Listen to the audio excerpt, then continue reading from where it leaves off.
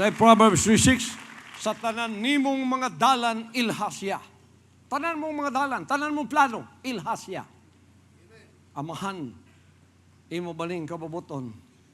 Og siya magamando sa imong mga alagianan. Magmando siya nimo sa imong alagianan. Ihawan niya. Motong ipadala ko niya sa isulti niya, I'll send you an open door before you.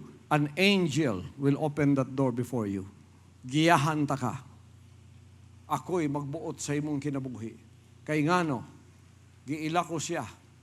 Ina ng mga kingdom citizens, ilhon ninyo siya sa tanyong dalan para di mo mga saag, para di mo mga ipit dito sa kalibutan, tuwa talang yawa dito.